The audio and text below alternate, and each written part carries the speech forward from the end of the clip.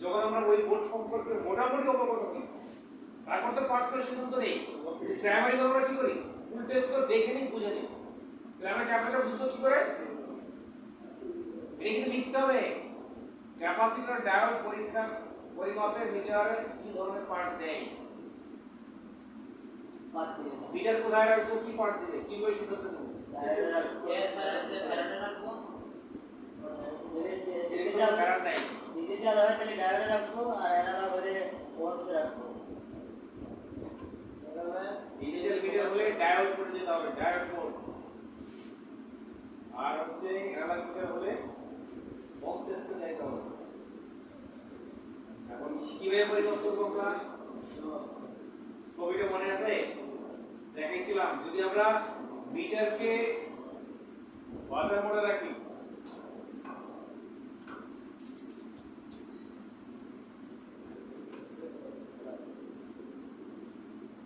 যদি একটা capacitor positive এবং নেগেটিভের সাথে আড়াআড়িতে থাকে তাহলে আমরা কি করব? সেটা যে আমরা একটা পজিটিভ লাইনের সাথে আমরা মিটার একটা পুট ধরলাম আর ক্যাপাসিটরের মান থাকতে পারে, এটা কি বার দিবে? এটা সলভ দিবে।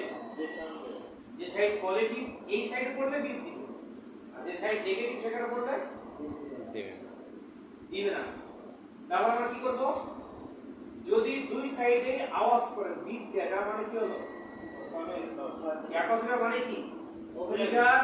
দুইটা পরিবাহীকে পৃথক রাখা হয়েছে, পৃথক রাখা না?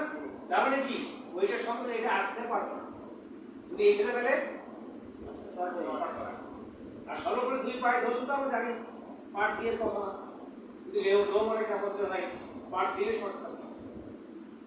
আর ডায়োডের ক্ষেত্রে কি হবে? একদিকে পার্ট দিবে, একদিকে, আরেকদিকে পার্ট দিবে, তাহলে ডায়োড করে দিতে হবে। তারপর হচ্ছে ক্যাপাসিটর, তারপর হলো বুস্ট কয়েলের কাজ কি? স্যার বেশি যে সব ভোল্টেজ লাগবে, ভোল্টেজ যেমন ডিসপ্লে এটা হচ্ছে ফ্ল্যাশ লাইট এবং ডিসপ্লের জন্য, বিশেষ করে মাল্টিমিডিয়া সরি মানে অ্যান্ড্রয়েড করার জন্য ডিসপ্লেতে ফ্ল্যাশ লাইটে 3 ভোল্টের চেয়ে অতিরিক্ত ভোল্টেজ দরকার হয় আলো জ্বালানোর জন্য। সেখানে বুস্ট কয়েল ব্যবহার করে 10 মসফেট সার্কিট ব্যবহার করা হয়, করে ভোল্টেজকে বৃদ্ধি করা হয়। সেখানে বুস্ট কয়েল ব্যবহার করা হয়। কোথায় থাকে বুস্ট কয়েল? কোন সেকশনে দেখা যায়?